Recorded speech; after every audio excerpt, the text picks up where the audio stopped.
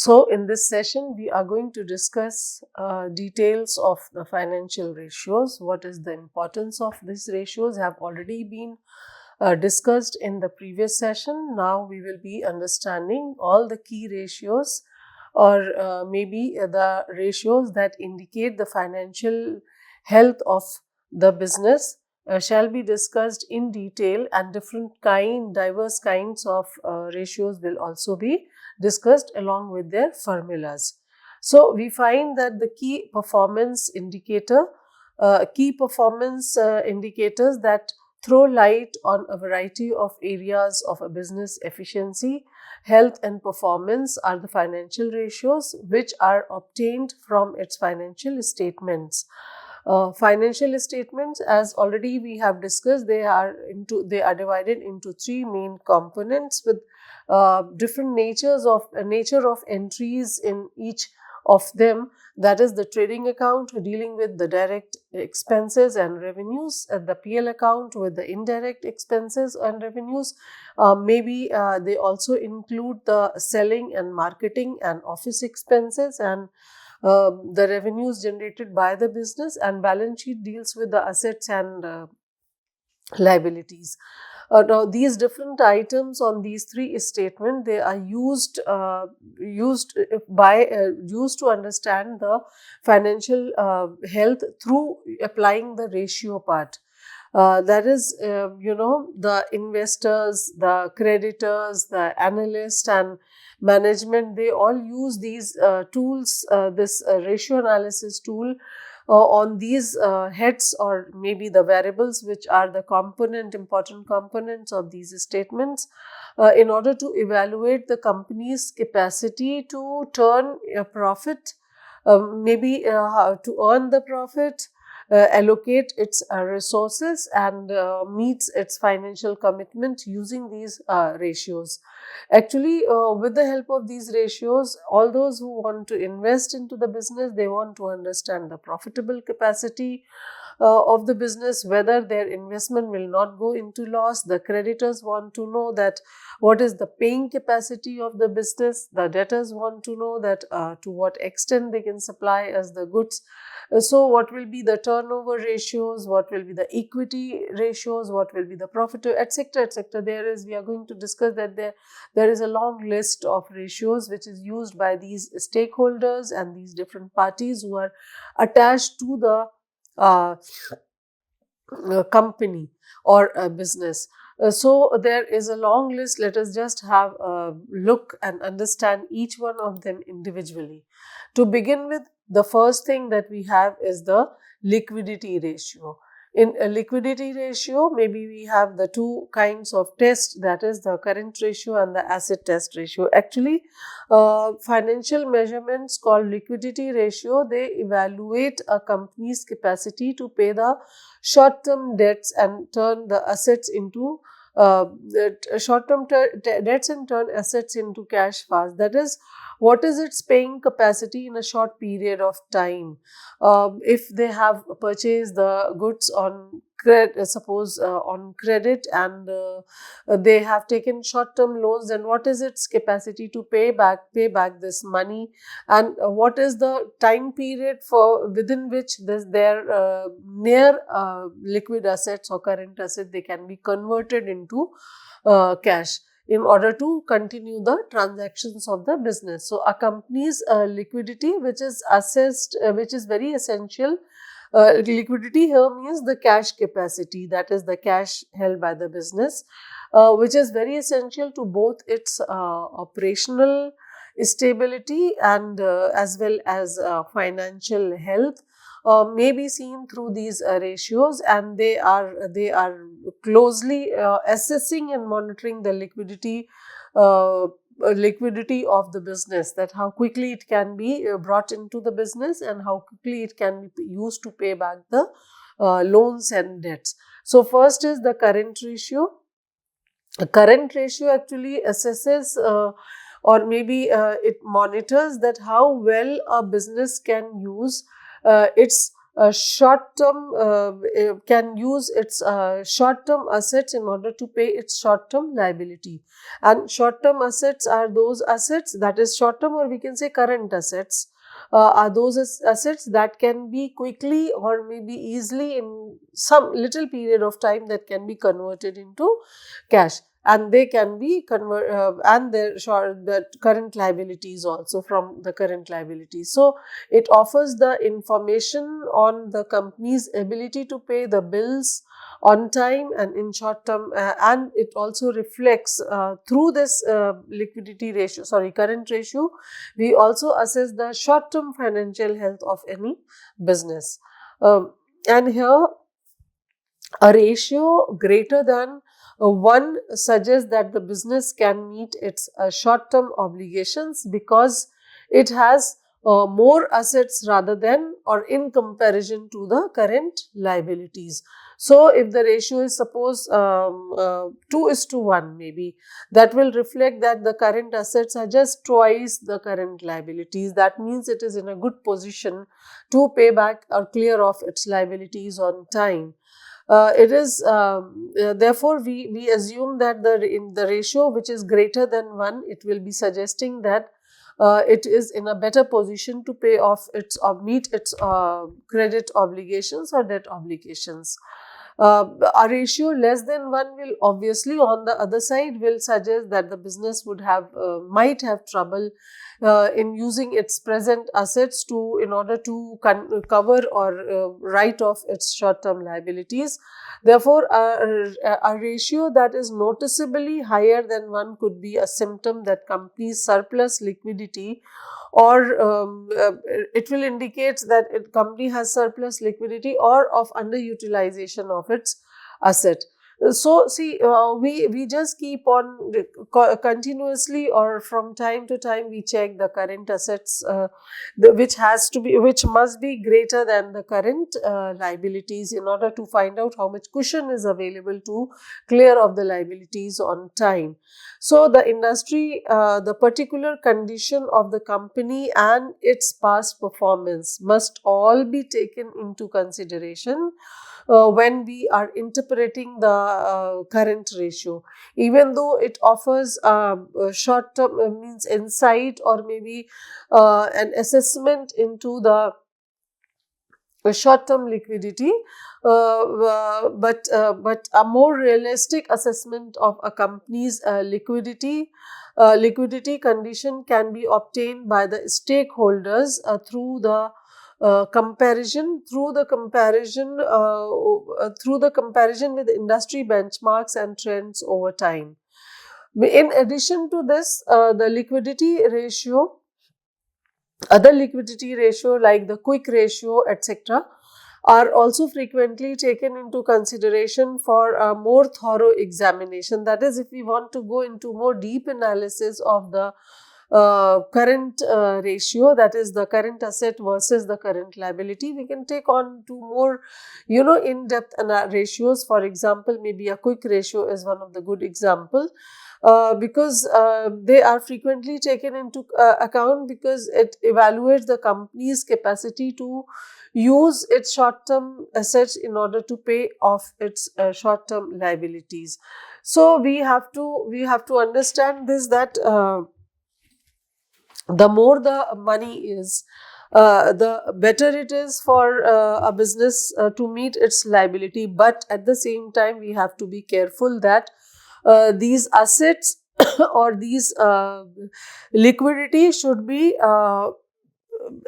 good enough, the amount should be good enough to meet the current liability, because if the excess is too much, then there will be underutilization of the cash or the liquidity or the current asset. So that is also wrong in some way or the other.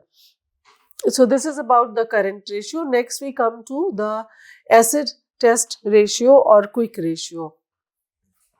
So the quick ratio, sometimes which is also referred to as acid test ratio, as it is put there, it is a liquidity ratio that gives a more exact, more close assessment of a business's capacity to pay short-term debts without turning to inventory sales.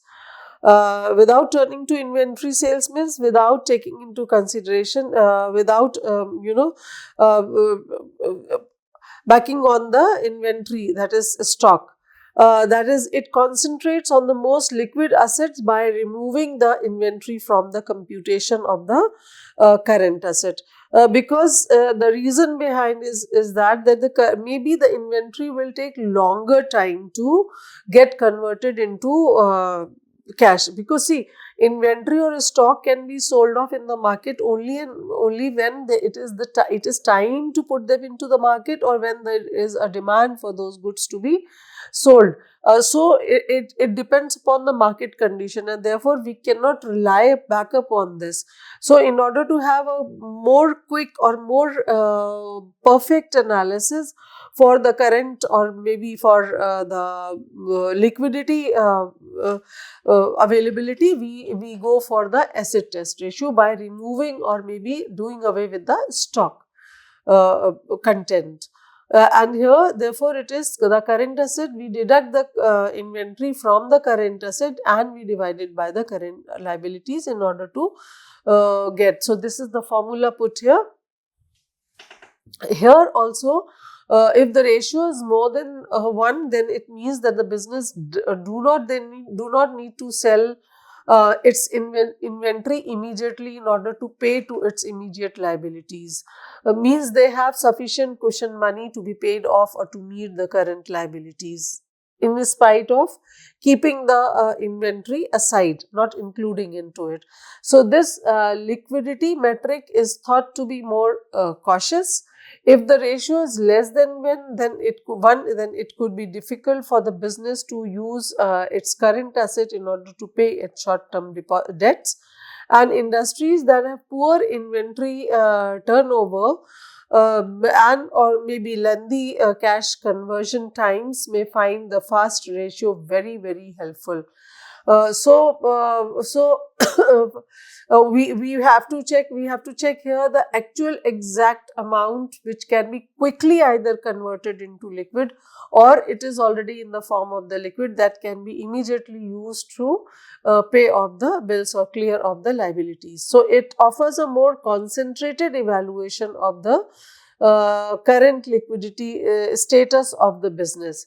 So, like the current ratio, it should be interpreted nevertheless, because it takes into account the particulars of the organization as well as the industry standards. So, concerning the company's capacity to pay short-term obligations without depending on the inventory sales may arise if the quick ratio is much more than 1. Because if it is much more than 1, that reflects the underutilization of the current asset or the cash amount that is there. So, so either way, if it is short, then also it is a matter of concern, and it is more than excess, then still it is a matter of concern. So, this was about the liquidity ratio. Next, we come to financial profitability ratio. Actually, the profitability ratio, they evaluate a company's capacity to turn into profit it evaluates a company's capacity to turn a profit into profit in relation to its sales. That is, suppose this much is sale, then what should be the ratio of the profit? It checks that into detail. It is to turn the profit in relation to its sales, not only sales but also equity, assets and other financial factors. So, these ratios are very critical for assessing a company's overall financial performance and offer insight into the efficiency and efficacy of its operations. So, some kinds or some varieties of profitability ratios are as follows, as given here on the slide. That is, the first is the gross profit margin ratio. It is the percentage of income that surpasses the cost of goods sold, COGC, which is measured by the financial indicator called the gross profit margin. So actually, what is gross profit? Gross profit is the difference between the direct expenses and the direct revenue. It is computed on the trading account of any financial accounts, trading account part that measures this part. So here, it is measured by the financial indicator, which is called the gross profit margin. So it offers informations on informations related to businesses capacity to turn a profit on its core activities alone, without taking into account the additional costs like overhead and operating costs.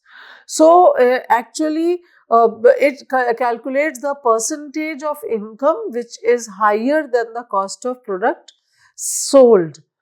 So that is the difference between that how much it has earned more than the income, and the formula is gross profit upon revenue into 100.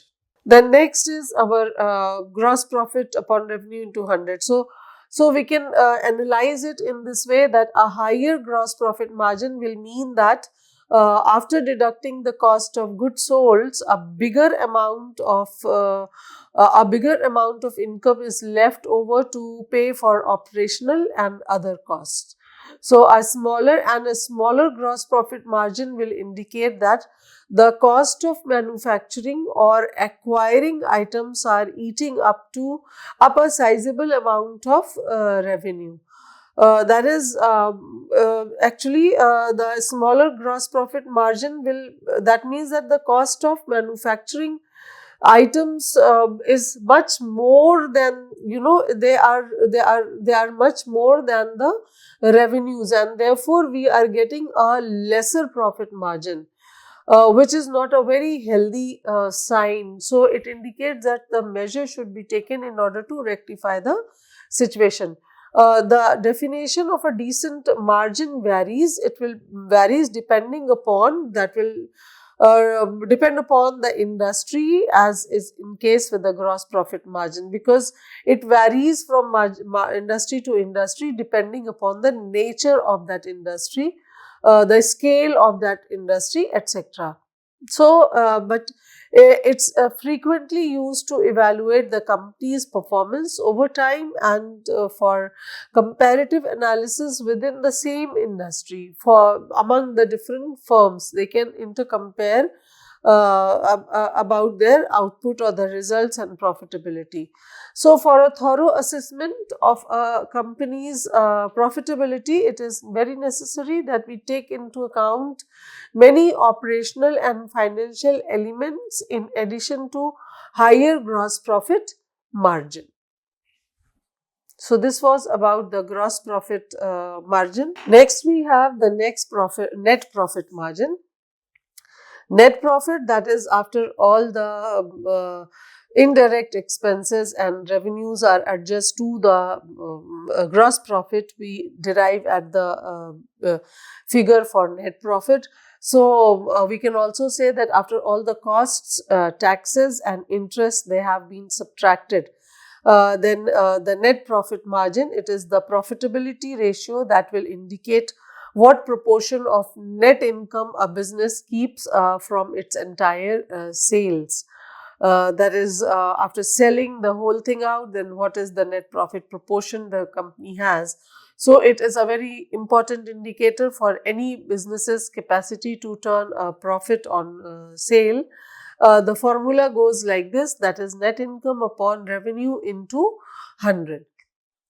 Actually, a company's ability to turn a profit on its revenue and the effectiveness of its operation, they are both demonstrated by the net profit margin, which is stated or represented in a percentage form in terms of percentage, and increased percentage of sales being converted into profit is indicated by a bigger net profit margin, which is obviously a positive indication or a positive mark that there has been an improvement on the net profit over the turnover. Whereas on the other hand, we can say a lower net profit margin will indicate that a business is spending much more than it is making.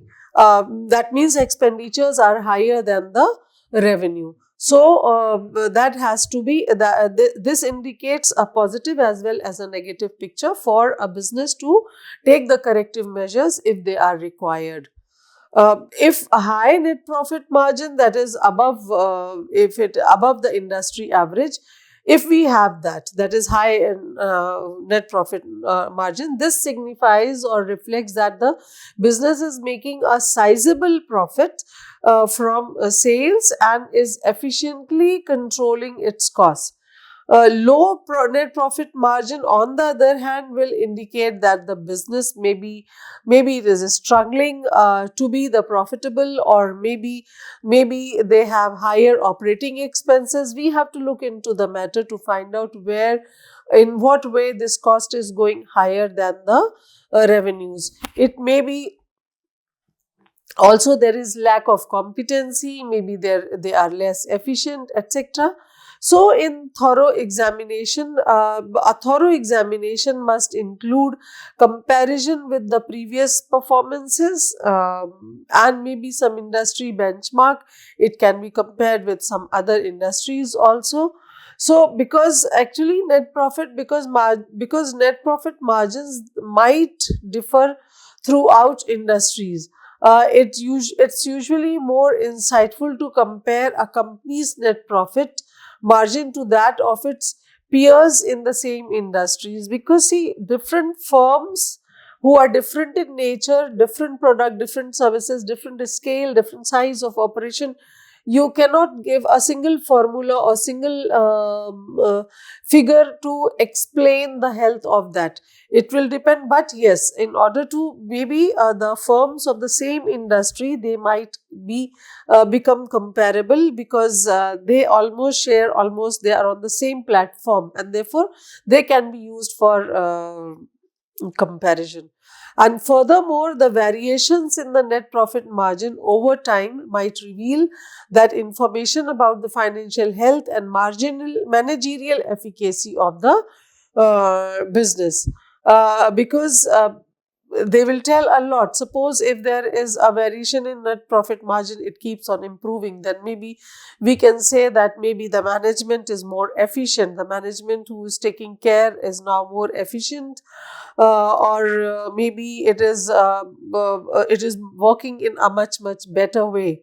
So this way, this is how the profit margin, net profit margins can be used for assessing the profitability of a business. The next item that is there, or next ratio, it is return on asset, ROA. A profitability ratio which is utilized to assess a company's capacity to produce profits from its available assets, from the asset that is available in the business. This is called the return on asset. So it throws light on how the business is making use of its resources in order to generate revenue. Because it is the assets of the business, they are a sort of investment used to run the business in order to earn the returns from the business. So here the formula is like net income upon or divided by average total assets. A greater return on assets denotes more effective use of assets to produce the profit, and more effective use means an optimal utilization of the assets is taking place in order to earn the profits on them. The ROA ratio is stated as a percentage. A lower ROA will indicate a less efficient maybe methods, the methods which are less efficient for the corporation in order to extract the profits from its asset basis. And high, on the other side, the high ROA above the industry average is a good indicator of operational efficiency, since it shows that the business is making effective use of its resources to turn a profit. We can also check out here that whether there is a fuller utilization of the asset or not. They should not be left underutilized, because that will also produce negative results. And coming on the other side, that is when we have the low ROA, that is below industry average, which will indicate the operational difficulties, since the company may not be as effective as turning its asset into profits. So, given that the different business may be distinct, may have distinct capital structure and asset requirement, ROA should be considered within the context of the industry. Because again, it will be very difficult if you make it if you try to compare uh, the firms of different industry, because they vary in nature and we cannot conclude on the same grounds. For a thorough analysis, comparison with industry benchmarks and historical patterns, it is very important that we use this tool to draw conclusions. For a very comprehensive picture of a company's success, it's also helpful to examine the ROA in conjunction with their financial measures. So that was about return on asset. Next, we come to return on equity. This financial statistics, it assesses how profitable and effective a business is at producing the returns for the equity which is held by its shareholders. That is, how much income or how much return is available for every shareholder who has invested his money as per the size of the shareholder holdings, and as well as the number of shareholders. So here we can say that it is it shows that how profitable and effective a business is at producing returns on the equity held by its shareholders. It is an important indicator of equity capital to produce the profits. Yes, that is very important. That it is an important indicator which indicates that how well the business is utilizing its equity capital, its money into the business in order to have the maximum profits or maximum return. And the following formula goes like this: in net income upon average shareholder equity. So, net income is the overall earnings of the business after making adjustment to all the costs, taxes, interest, etc.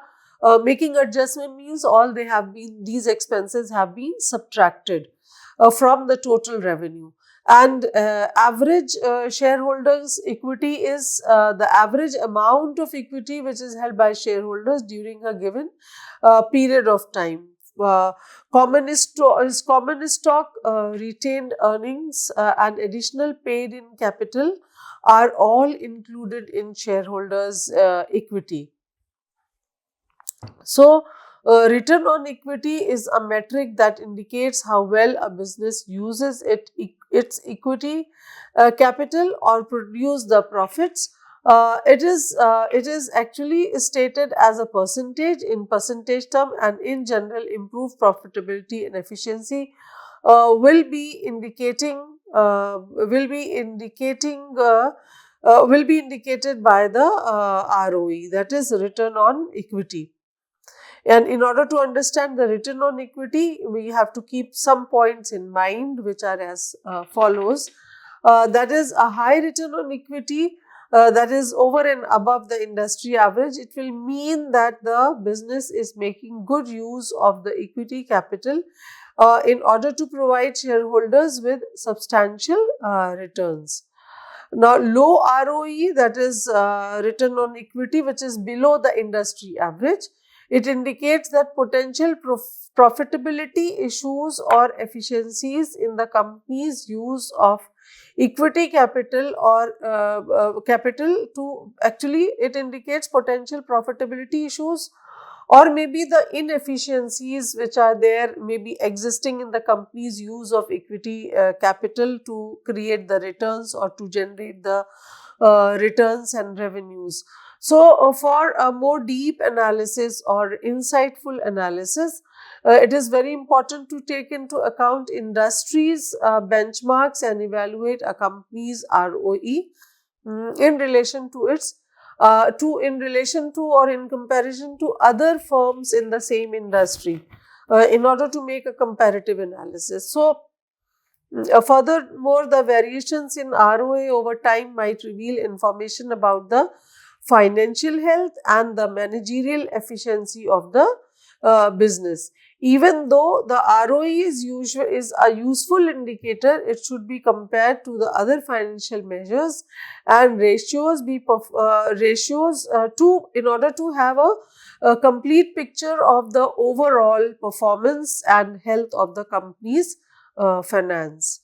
So, this was about the profitability ratio, and we have seen that how the profitability in terms of gross profit, net profit, return on asset and return on equity can be checked on in order to assess the financial health and the profitability rate of the business, and maybe if required then take the corrective measures on time.